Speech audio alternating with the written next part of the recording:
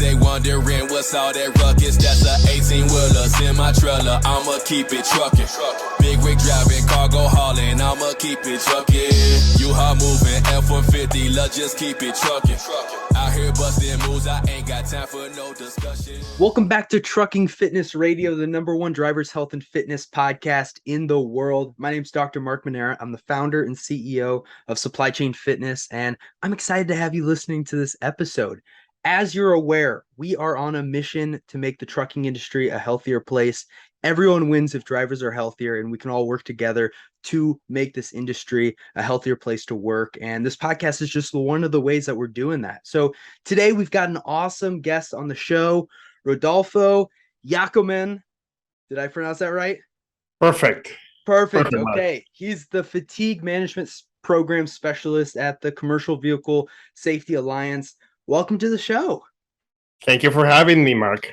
Yeah, and I gotta ask, this is a fitness podcast, fitness and trucking, obviously. But before we dive a little bit deeper into it, I gotta ask, what do you like to do for fitness? Oh, run. You're a runner. I love running. It's my meditation. It's my way of decompressing and waking up, getting my juices flowing. I'm not a competitive runner, but I try to do 4 to 5 miles 5 days a week. Wow. And first thing in the morning, that's your coffee. That's what you said? Yeah, that's the way to wake me up, even before or after coffee. I gotta get the juices flowing. And then one thing that I never skip is a little bit of yoga before getting in bed, to make sure I decompress the spine a little bit and relax. That helps me get into. That's my bedtime routine.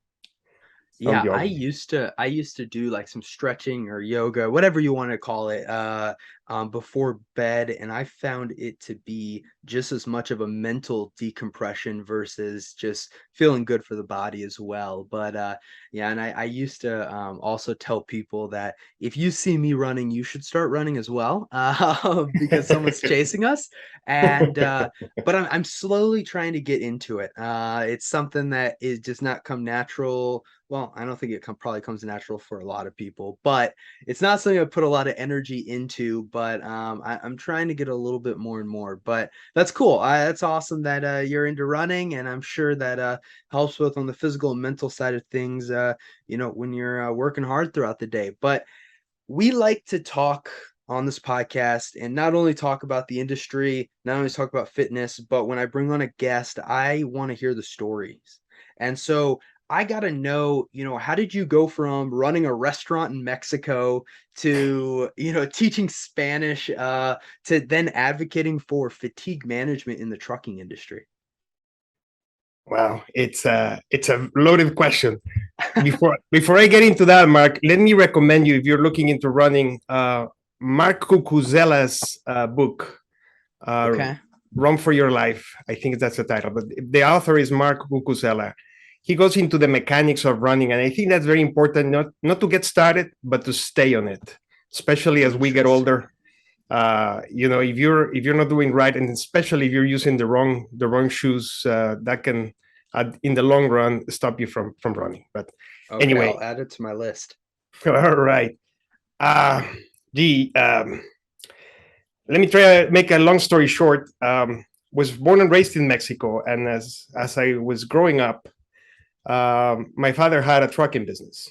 Okay. So he had trucks, truck trailers, straight trucks, and we had to pitch in. I was the youngest of 8 children, so I had to do the maintenance, change the oil, check the brakes, change. My dad was very insistent that after every single trip, we change the oil and we check the air brake diaphragm. That was his way. Instead of doing the test that we do right now to check for air loss, he wanted to actually visually inspect the diaphragm to make sure there wasn't any damage to it, and otherwise replace it. So I was involved in the inspection, maintenance of the trucks, and then my dad went into a farm venture with with somebody else and tried to wane down the trucking business, and just kept a couple of trucks. And when the business failed, he came back and was trying to stay afloat with those 2 trucks. And one of the drivers fell asleep at the wheel and totaled the truck. So I lived through what a fatigue-related crash can do to a driver. It destroyed his career. He never drove a truck again. He survived, but nobody would hire him again. Yeah. And my dad went into bankruptcy, so that didn't make things easy, and had to deal with only 1 truck. So yeah, I had a first glance growing up very early that that wasn't fatigue is very devastating for everybody involved. And so later I migrated to the US because my wife and I eloped from Mexico, got married before coming, and we came to the US. That's when I started teaching Spanish, because we were finishing our degrees. We were in college. Okay. And so we finished up here. We both studied international relations. So we thought, hey, let's go to Washington, D.C. That's where the action is in international relations. And when I was teaching Spanish, as you mentioned, I was teaching at Berlitz International, and one of their customers was the U.S. Department of Transportation. And that was the early 90s when Mexico, the U.S., and Canada signed the North American Free Trade Agreement. And so they were working very closely with both the government of Canada and Mexico to get the systems in, signing reciprocity agreements on driver licenses, and trying to get the standards and regulations as harmonized as possible and exchange data between them. And so as I was teaching Spanish, they say, hey, they showed me a lug nut and asked me, do you know how to say this in Spanish? I say, not a lug nut, but just a lug. And then they asked me, do you know how to say this in Spanish? I say, yeah, birlo. They were surprised. How do you know? Well, I used to tie those things up all the time. Yeah. And so I got a job offer to help facilitate and translate. And that's how I got involved with the U.S. Department of Transportation. Later on, was hired by a company called TML Information Services, who had a cooperative agreement or a contract with the U.S. Department of Transportation to facilitate data exchange, to give law enforcement officers in the United States access to the U.S. state jurisdictions driver license data for commercial drivers. They came up with that solution before. Before that, only sworn law enforcement officers had access to that.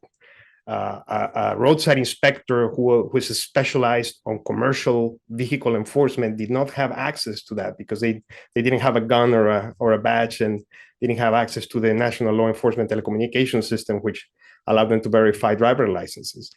So TML provided that solution for the U.S. Department of Transportation, and also facilitated data exchange with Canada and with Mexico, helped develop some information systems in Mexico, and so got involved in a lot of the driver licensing, data exchange, and then some programs to reduce the risk of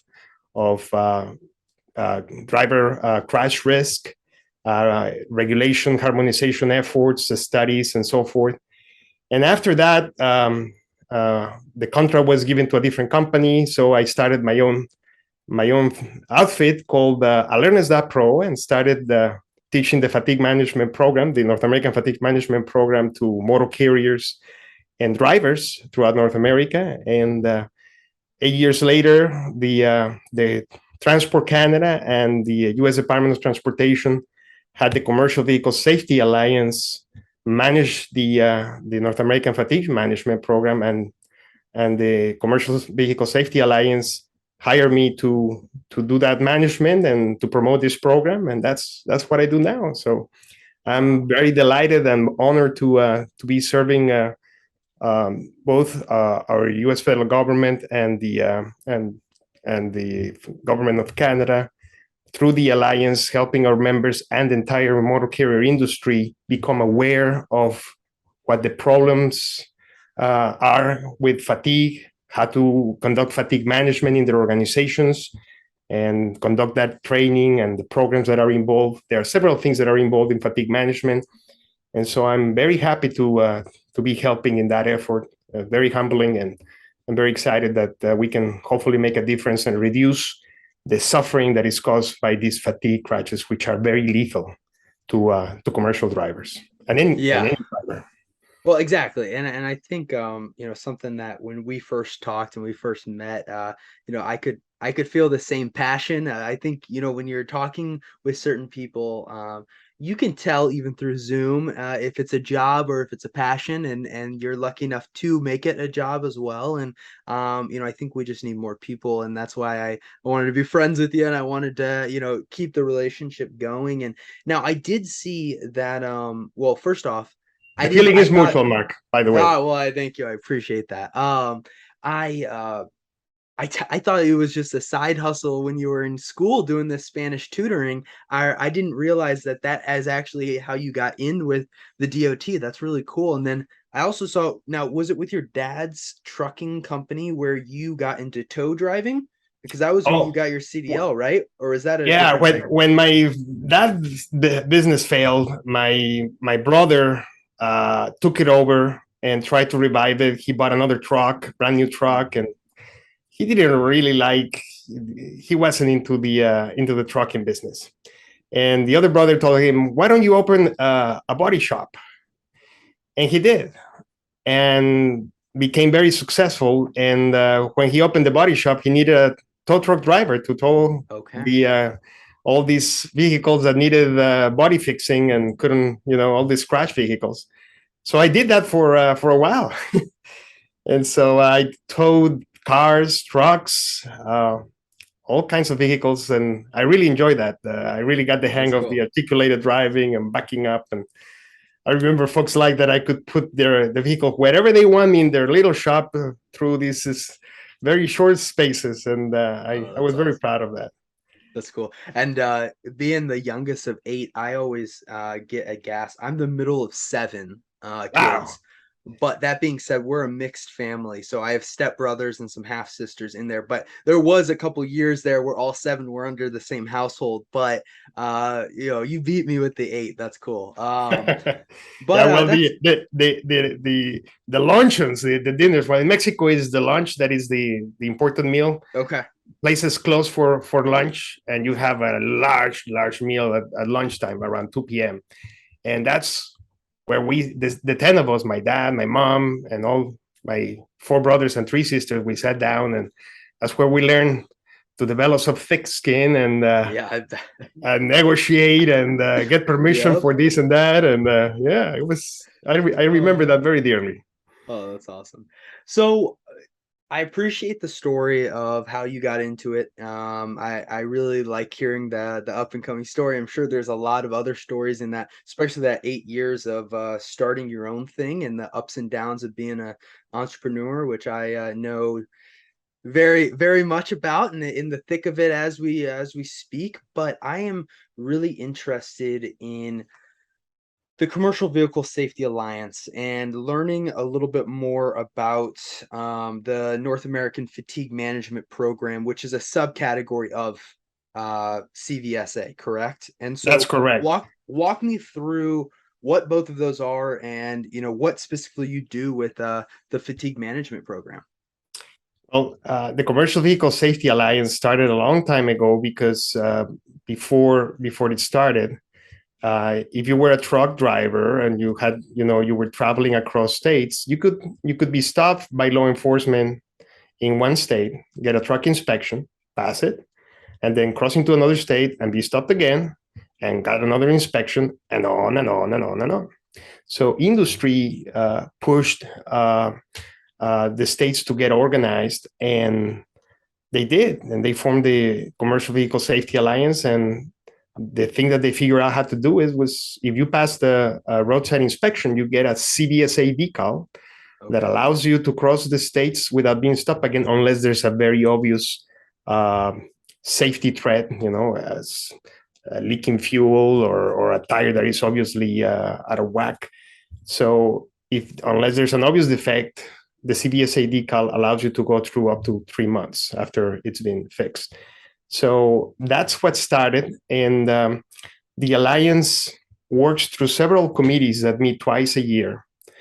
Specialized committees on the vehicle, driver, traffic enforcement, and modernization, industry modernization, training. There's a lot of all these issues that revolve around commercial vehicle enforcement and commercial driver enforcement. And they resolve all these issues in these committees. One living document that the Alliance produces is the North American out-of-service criteria, the North American standard out-of-service criteria.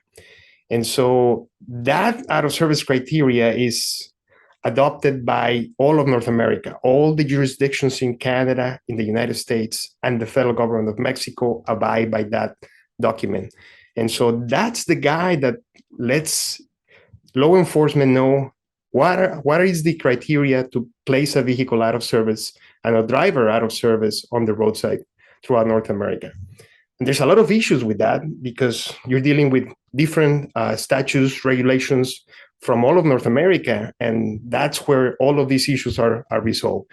And so the Alliance mission is to reduce crashes and reduce fatalities, injuries, damages through the guidance, education, with law enforcement, and in conjunction with the industry. The industry plays a very key role in the Alliance by working in conjunction with the law enforcement agency representatives and coming up with the solutions and realizing the first way to resolve a problem is identifying them, and that's how a lot of the issues are identified in the first place.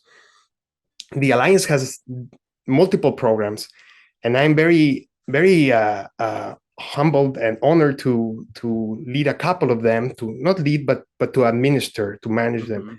The one that you mentioned is the North American Fatigue Management Program, which has very little to do with enforcement, but a lot to do with safety, with preventing fatigue crashes.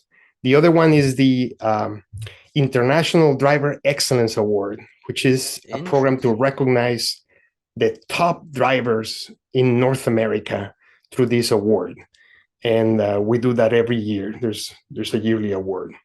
And there's multiple programs. The most important, the inspection program, but we have all sorts of roadside programs, road check, Safe Driver Week, Brake Safety Week. We have multiple programs that the Alliance works in conjunction with all the jurisdictions to coordinate these campaigns in different times of the year and increase awareness, make sure enforcement is uniform and effective and fair. There's a level playing field for the industry, and increase awareness and make sure that we do our best to reduce crashes on our highways. Gotcha. And so specifically because I think obviously with us being on the health side of things, and something that I definitely think that the healthier version of any driver is going to be a safer driver, right? They're going to be more energized, they're going to be more alert, they're going to be quicker reaction time even when they're behind the wheel. And it's not if something out of the ordinary happens, it's when something out of the ordinary happens when you're out on the road. And I'm just really interested in learning, and seeing, from your perspective, being on the fatigue management side and really tailoring the conversation to that on, I guess, what do you see like the correlation between, fatigue, safety, and health of drivers?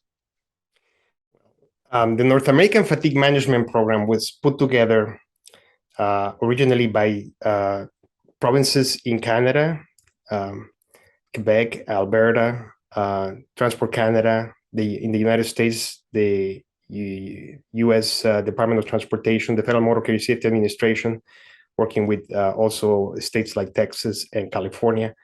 And they developed this program over a period of 10 years. There was 4 stages in its development, and you can go to the website nafmp.org, and in the about you can see the story. And there's There's 3 reports on each of those initial stages. The 4th is the actual program that was implemented. But they engaged fatigue management experts and sleep scientists to develop this program, tested with industry, field tested, and in real time, and come up with it. So the core of the program is the driver education component, and it's wellness based, recognizing that the link between wellness, between your health, between how you take care of your body and mind, has a direct impact in fatigue. That's the core of the program. So to your point, it's there's a definite link between wellness, fatigue, and alertness, and performance, not only to avoid crashes, but to do your job with energy, with alertness, and do it well and be productive. It's not only for saving your life, living a healthy life, but making as much as you can, because you'll be productive enough, alert enough to do a good job. The North American Fatigue Management Program, having as a core the wellness component, is a very comprehensive program. Even though we're talking about driver fatigue, the program doesn't place the entire burden on the driver. So the education component, which is, by the way, just one of 6 components, is the education is not only for the drivers, it includes also their families, who play a very key role in the lives of drivers, support system and coordination. And so they're a key component of the education. Also starting with the company. And not only the dispatchers or the driver managers, but starting from the top.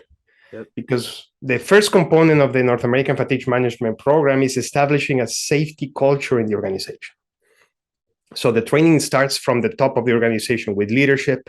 They need to buy in so that there's a culture where drivers feel empowered to do the best they can to manage their fatigue, to report their own incidents, and to feel the trust that some of the components require, like going through a sleep disorder management evaluation and management. Yeah, to see if they have a sleep disorder and go through the treatment, which is one of the 6 components. A sleep disorder management program is one of those 6 components.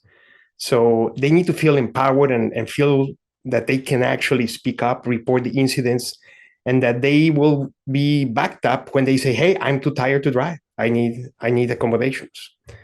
So that's the education takes everybody that is involved, touching the schedule of the driver, and also has a component for shippers, receivers, and brokers, because they're also a key partner. Yep. And there's a module for them, so that there's a coordination between the motor carrier and the shippers and receivers to accommodate the drivers, to have friendly queuing practices when they're loading or unloading, that they have access to resting facilities if they need to take a break, that they're advised on how long it's going to take, so they're not just waiting in the queue line and stuff like that, that they can park overnight if need be.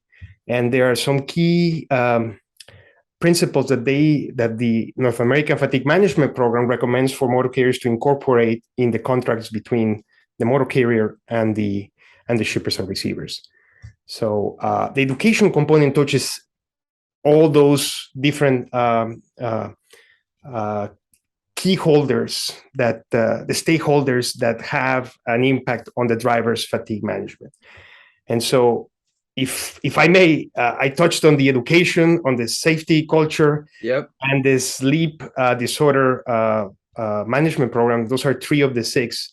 May I tell you about the other 3? Go for it. You're on a roll. Go for it. Yeah. Well, related to working with the shippers and receivers is sound scheduling practices. And that involves several things, but the key ones is trying to adjust the schedule to the circadian rhythms of the drivers, according to their biological clock, And if they make changes to the schedule, that they do a forward rotation, as if they were traveling west, so that drivers are not forced to get backward rotation where they have to get to bed earlier, because it's harder. It's hard to fall asleep earlier than your usual time. So if you're going to change the schedule, change it forward so that the driver needs to fall asleep later instead of earlier. Sound scheduling practices, that's a key component. So that's 4. The other one is the fatigue management technologies, which are very helpful. There's 3 grand types of fatigue management technologies. The fitness to drive or fit for duty tests that a driver will take before they start driving. So fit for fitness, I know, going and making sure that you can, climb up on the truck, climb around, you're safe, you can climb under the truck, all those different things on making sure you are, fit to drive, if you want to put it that way, whatever it is. Reaction time, etc. Yep. That's what they take. And there's a validation in the scientific field. They validated that they're very effective. The only problem is that they don't detect fatigue or distraction in real time. It's just fit for duty testing. That's the first type of fatigue management technology. The second one is the technology that is monitoring the driver performance, like if they're getting out of the lane, jerking movements on the steering wheel, or any other vehicle performance measures. So those technologies monitor the driver performance. The third one is the technology that monitors the driver, whether they are, falling asleep. Yep. The pair close, how much closure on your eyelid over the iris on of the eye, of the pupil, and jerking movements. Encephalography, they have a cap that they measures the encephalogram and try to monitor their alertness that way. Heart rate monitors, temperature monitors, all kinds of monitoring on the driver. The cameras are the key ones. Yeah. And so on. Those detect also distraction. So those are, even though they're more aggressive into the privacy of the driver, they're very effective at detecting right there in real time. So that's a very good last line of defense against fatigue. So that's 5. And the last one, the last component of fatigue management program is where the actual management happens. And that's a fatigue risk management system, which a company needs to implement. That's where you identify which incidents are the ones that are causing, that are related to fatigue, which drivers are fatigued, are experiencing drowsy or fatigue-related events, which operations in your company are having those effects. So that's the 6th component, the fatigue risk management system. So those are the 6. Yeah, I think I really like all of that, and I think it's very obviously holistic across, what you said, the wellness, the well-being, the physical, the mental, all of those different components. And I think something, as I've learned talking and working with more and more trucking companies about instilling, specifically with drivers' health, because that's what we're focused on, is that if it needs to be treated just like a safety culture. And if you're going to make a positive long-term effect on the well-being or the health of drivers, it has to be very similar to safety. And I think it's got to start from the top, and everyone's got to buy in, because if you just toss something to the drivers, and it's like you tell the drivers not to go and text while, or be on their phone while driving, but the CEO's leaving the parking lot texting people, that just is a sour taste in the mouth of the drivers. And it's going to be like, well, why the heck do we need to do this if it's not leading by example? And so I really like that. And I think honestly, there's so much skin in the game for both the companies from a liability standpoint and just safety and everything, and the drivers for their long term I think drivers should be able to leave the industry as good or better than they come into it, and unfortunately, right now, that's not what's happening for a lot of drivers. And I think, yes, there's an individual part of it, but I also think there's a huge industry part and there's a huge organizational company part that they have the ability to really make a huge impact on that. And I like that strategy of the six different parts.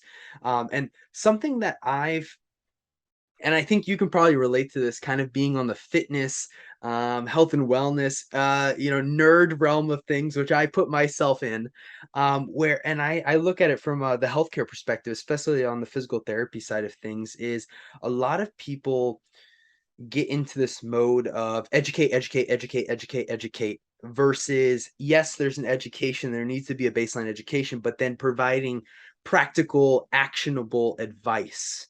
And so where do you see that balance specifically, I guess with your relationship with the companies on, when you're working with them, you know, how are you balancing, yes, hey, from an education from the top down, we need to educate, but then we also need to, here's like the practical, everyday, actionable advice. And how do you balance that?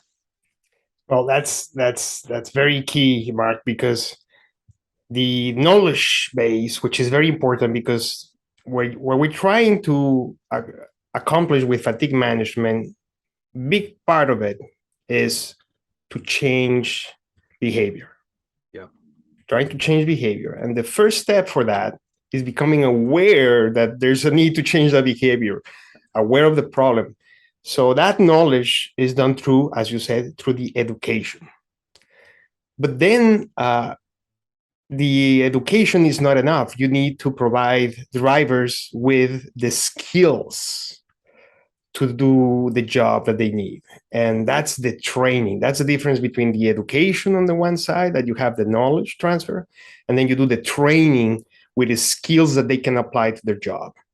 And so what the North American Fatigue Management Program does is goes into the knowledge of fatigue and sleep science, and then goes on to the practical component of the skills they need to change their wellness, starting with their head, their mindfulness, having positive behaviors, and we can touch on those more specifically later. Positive relationships, that's the second of five very key components on the wellness aspects. Their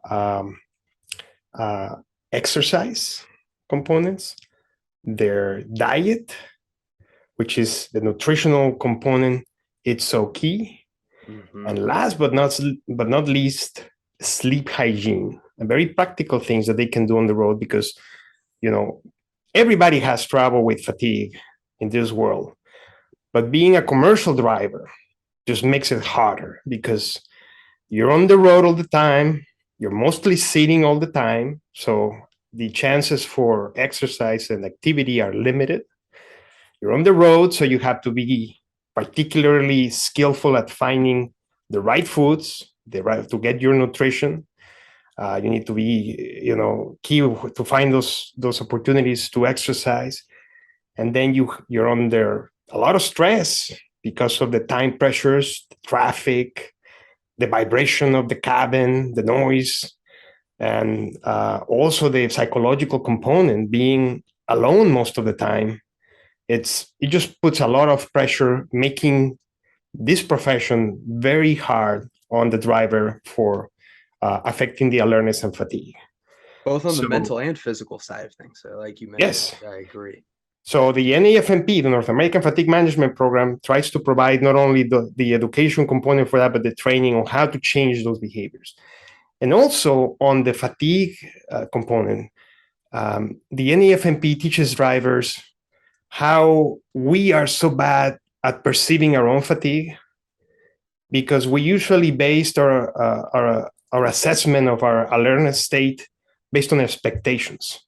Oh, I'm at about an hour away from my destination, so I should be able. I've been driving for 6 hours. I can make another hour. That's not a problem.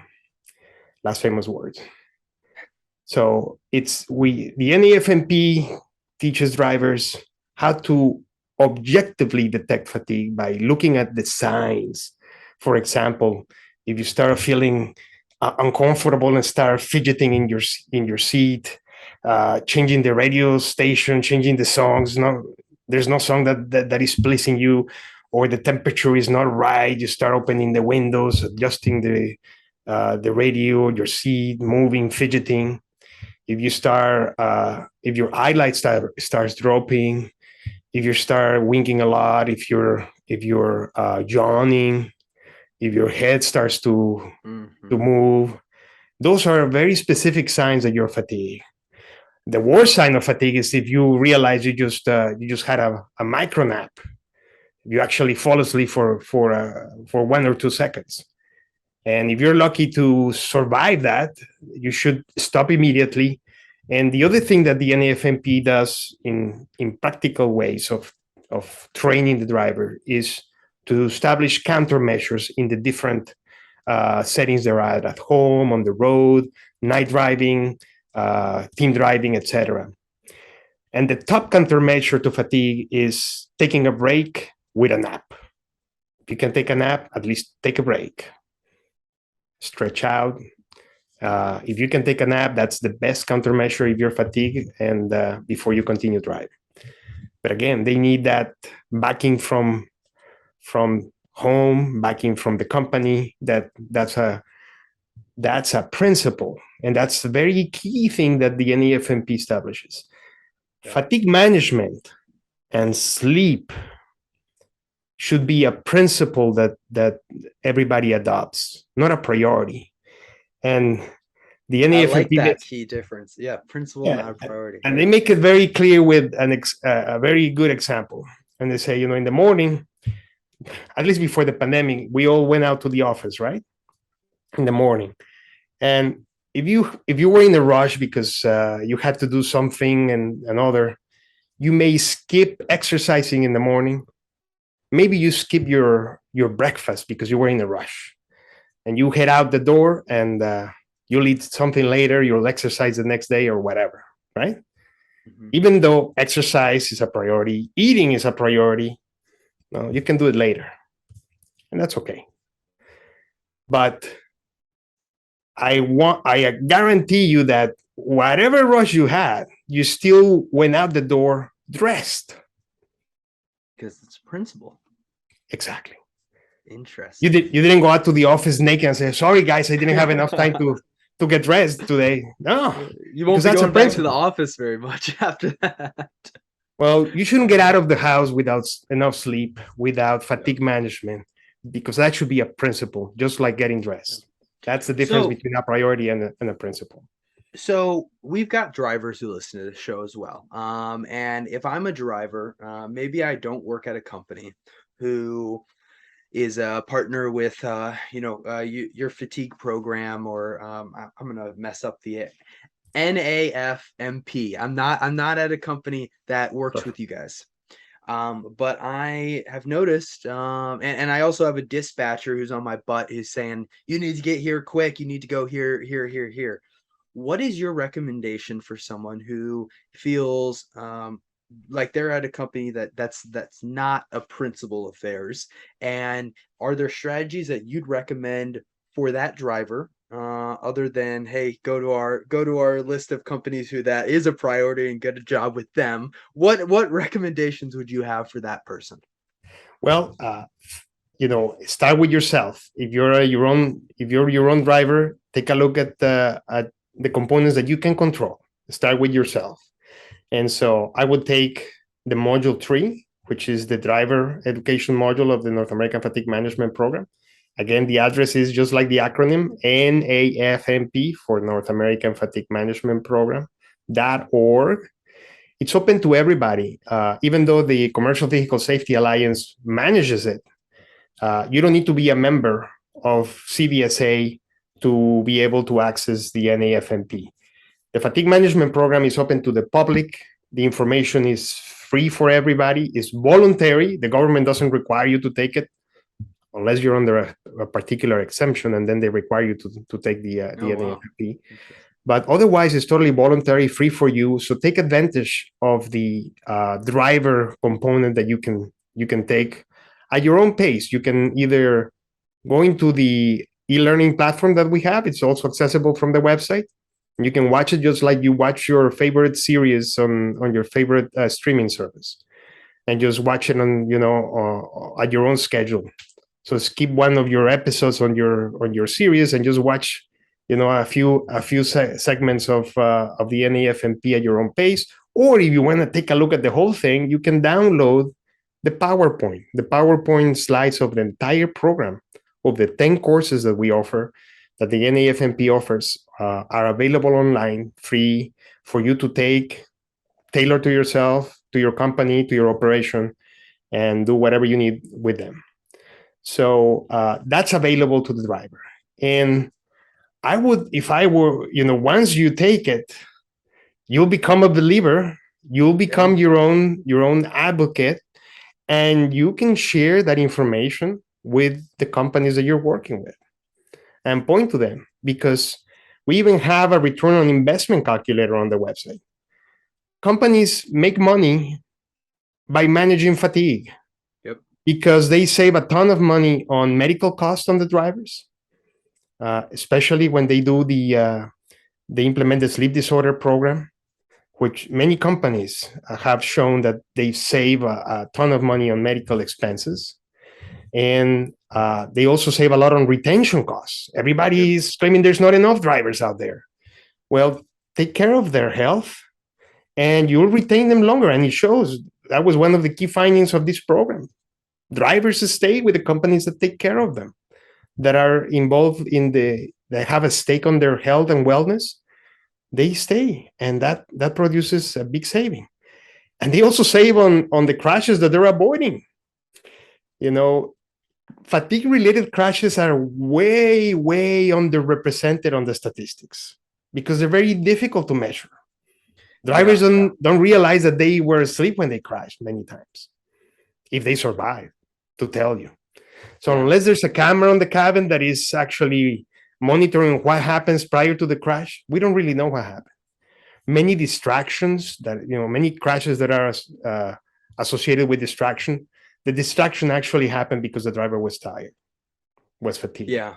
No, I completely agree. And actually, there was a recent study that I read, and I'm gonna have to send it to you because I think you'd find it really interesting. And they were fatigue was a part of it, but also just health in general. And it was actually the University of Utah, their medical school, they took this 5-year segment of just time, and they looked at 60,000 different truck accidents that involved an injury.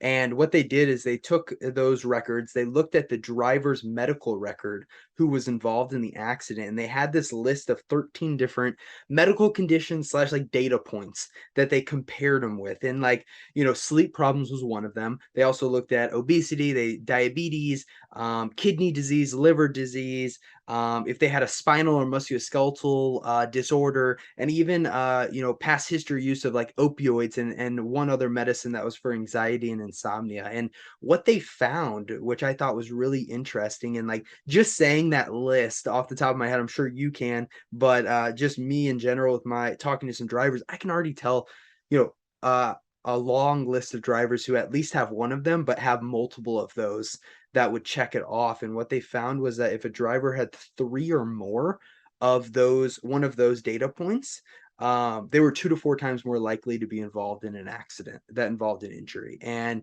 I just think that is like a great example of fatigue, great example of the health behind the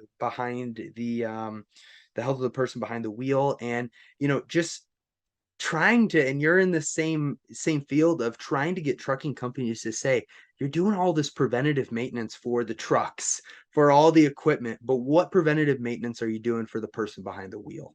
And I think that mindset shift from the organization, and it sounds like you guys are doing a great job with the companies that you're working with, I think is what the industry needs as a whole, because it's just so important. And we're seeing the effects it has on drivers who've been in the industry for even a year, but 20, 30, 40 years of driving. And so I thought that was really interesting. And I love what, I think there's so much synergy between what we're trying to do and the mission overall. And, I think the kind of final question to end off the podcast, because we're 15 minutes over how long. I hope you didn't have another meeting that you were supposed to go to. But no worries.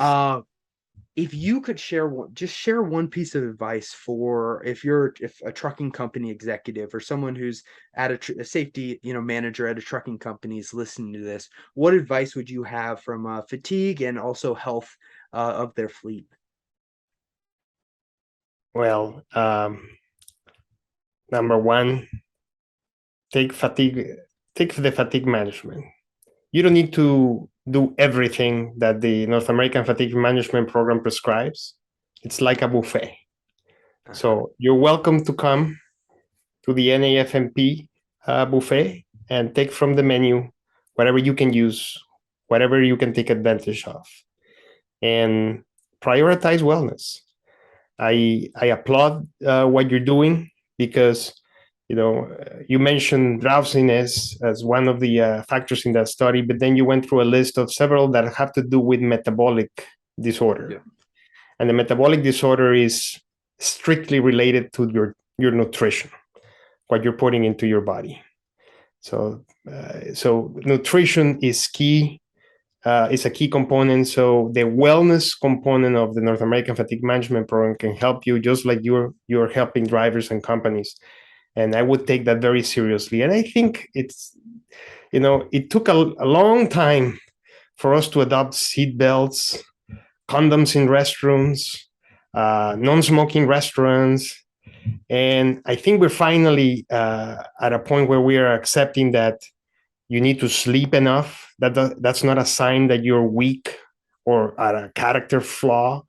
And we are now aware that we need to make sure that we get our nutrition from food rather than processed. And I forgive you for using this word, but it's crap, which is very cheap, convenient, market aggressively, and we get addicted to it because it tastes so good. It's so palatable.